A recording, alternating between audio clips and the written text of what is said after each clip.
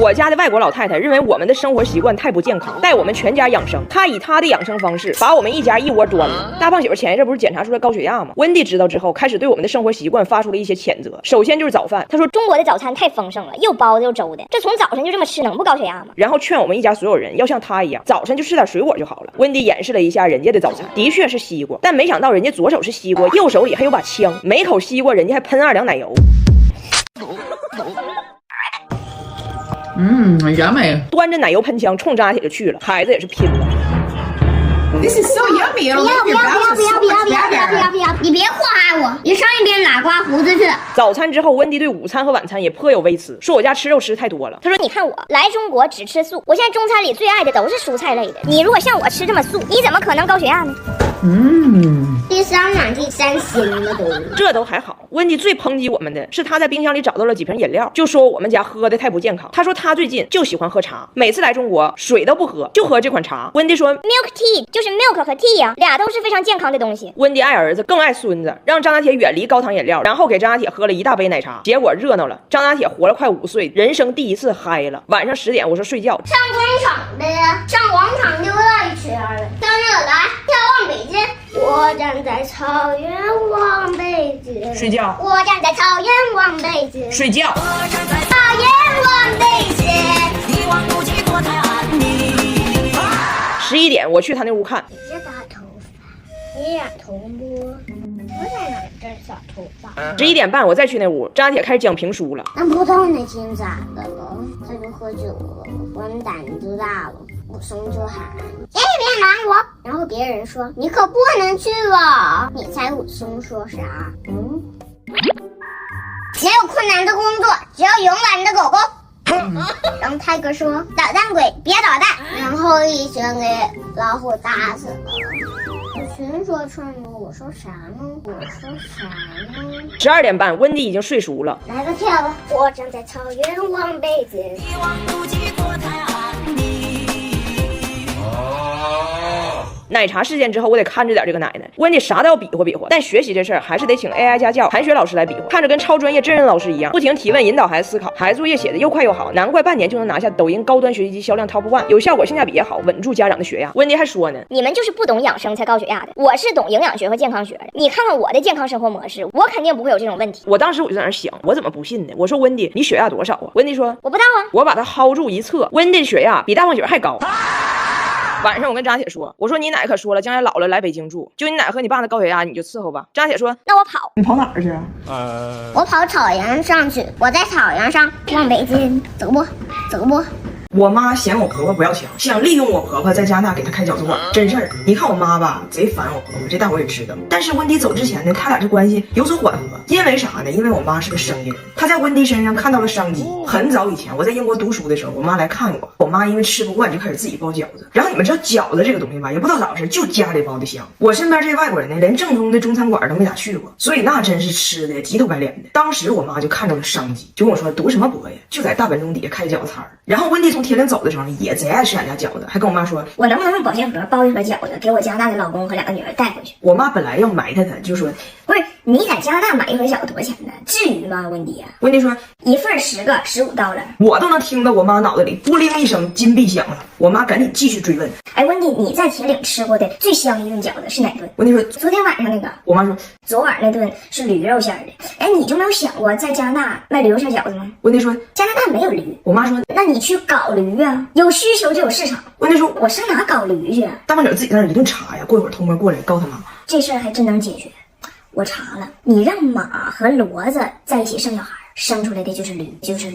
温蒂问我是这样吗？彩玲，我说是骡子是马，生出来溜溜嘛。于是我妈就开始疯狂给温蒂洗脑，先打听了一下温蒂的工资，发现不高，然后就开始灵魂3连问。你有梦想，想给自己当老板，想将来老了的时候留给自己的子孙一个江山吗？温蒂想了一下说不行。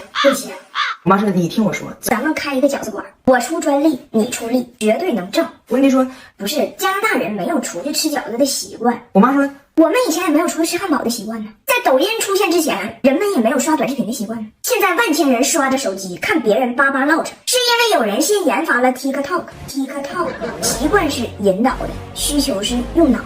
加拿大人吃饺子是需要用营销去干扰的。我们面前这盒你要拿回加拿大的饺子，在你眼中是你温蒂的个人需求，在我眼中是加拿大西海岸乃至北美乃至全球万千人的需求。这保鲜盒就是铁岭和加拿大贸易的廊桥，贸易的廊桥。我妈真燃起来了，但是给温蒂做培训的时候还是给整疯了。是这样的，温蒂必须需要我妈给她一个梯度表。包10个饺子、50个、100个、200个，分别用多少面、多少水，必须用一个表格形式展现的一目了然。我妈才发现温蒂这个算术啊、99乘法表啥也不懂，也懵了。说要不你跟你孙子先用学而思吧，先学数学。那以你的水平，我比爱算术的够你一项。学而思学习机不仅搞定你数学，他英语的外教老师发音听起来比孩子他爸还有文化。课程跟动画片一样，拿铁现在最喜欢这个魔法七巧板，锻炼手脑配合能力。为了确保他能学着点手艺，我妈还特意邀请了我二姨、我老姨辽北蒸煮水饺双煞来给他做了一个沉浸式集训，就是跟着二姨老姨学会包饺子，把手艺带回加拿大，用二姨老姨的手艺赚加拿大人的钱，这就叫师夷长技以制夷，师夷长技以制夷。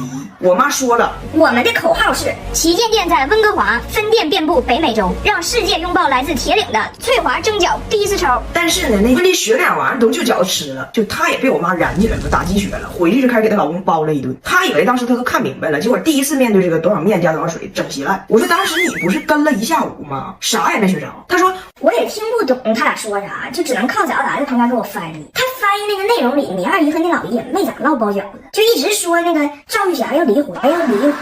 这外国人对中国的属相不了解，能扯出多少乐子，你都想不到。我的婆婆温蒂65年生人，属蛇，但她自己不知道，她一直以为属相这个东西吧是自选的，所以在来中国之前，她一直认为自己应该是属龙。直到去年第一次来中国，非常开心跟我说她属龙，我心里一算不对，我说温蒂，我爱你，你先冷静一下，你先坐下，有个事儿呢，我不能再瞒着你了。你属蛇。温蒂听完之后疯了，谁属蛇呀？你才属蛇呢，谁定的这事儿啊？我说没事，温蒂，人有人管蛇叫小龙，也都差不多。温蒂说你拉倒吧，那李小龙咋不叫李蛇呢？李蛇呢？温蒂还没等接受自己属蛇这个残酷的现实呢，又被我妈给吓着了。见着我妈说温蒂你属啥呀？温蒂说他们都说我属蛇。我妈说啊，那你今年58，挺年轻啊。我婆婆当时惊呆了，就她完全不懂我妈是怎么在得知她属相的下一秒就算出了她的芳龄的。她以为我妈是一个什么萨满巫师搁这算命呢，还试探了一下我妈说那旁边那个吹唢呐这个男士你属啥？吹唢呐的人说我也属蛇。温蒂问我妈那他多大？我妈说他那46呗。温蒂后背一身冷汗呢，就拉着我说他是怎么知道一只蛇和另一只蛇之间差12岁的？哎，你妈有这种神算别人年龄的特异功能，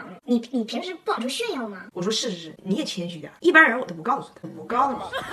温蒂回到加拿大，就向她的老公布莱恩宣布了这个噩耗。她原来不属龙，她属蛇。布莱恩也很震惊，说：“那我一直以为我属虎呢。那要这么说，我也不属虎呗。”温蒂说：“哎呀妈呀，那要这么说可不是咋的？”结果俩人一查，布莱恩属鼠。温蒂说：“完了，你这还不如我呢。”我说：“你俩是真有意思，本来应该是龙虎双雄，结果闹了个蛇鼠一窝，蛇鼠一窝。你说这扯不扯？”温蒂就一直非常纠结属相这个事儿。她的好姐妹乃奥米来她家看她，还问人家属啥，人乃奥米说：“我属猪。”温蒂还安慰人家说：“别上火，我属蛇。下次我去中国找人，争取把咱的属相改。而且我跟你说。”属相这玩意儿那才神叨呢！我亲家母，你报属相的算你多大岁数？乃奥米说：“我不在乎我属啥，属猪我不生气，但是因为猪猜出来我64，那我不太开心。我要是看着能像46，你让我数塑料袋就行。”我说改属相这玩意儿也不能改年龄，但是有一些手段可以让你看着年轻一轮。你看我夜也熬着，肤也护着。这 HBN 晚霜我用很久了，抗老的同时特别轻盈温和，感觉皮肤更细腻。HBN 光晚霜就做了2次百人人体功效实测，还录成综艺公开全程，直接看效果。所以温蒂第2次来中国就说啥要把属相这事给改了，要求非常强势，第1志愿是龙，第2志愿是虎，不接受调剂。I want to be a dragon. 我爸说我不管这事儿，温蒂说那我就只能找成龙了。我儿子跟他那么熟，我就直接去问问他，为什么他可以属龙我不能？他能不能帮我改了？ Who do I talk to? Jack Chat? 然后跟大白雪说：“你赶紧最近就安排我去找他。”我就把大白雪拉屋里，我说：“你妈为啥让你带着她去找成龙啊？你俩很熟啊？”大白雪就有点不好意思了，说：“在这个问题上，我确实在加拿大那边描述的稍微夸张了一点点。”我说：“你一共就见过成龙大哥一面，待了7分钟，照了1张照片，那你在加拿大那边是咋夸张的呢？”他也不吱声。后来让我问出来了。爸爸说他跟扎 T 是好兄弟，一起出去吃烧烤什么的。那 T 是真的吗？对呀，我也去了，我也去了。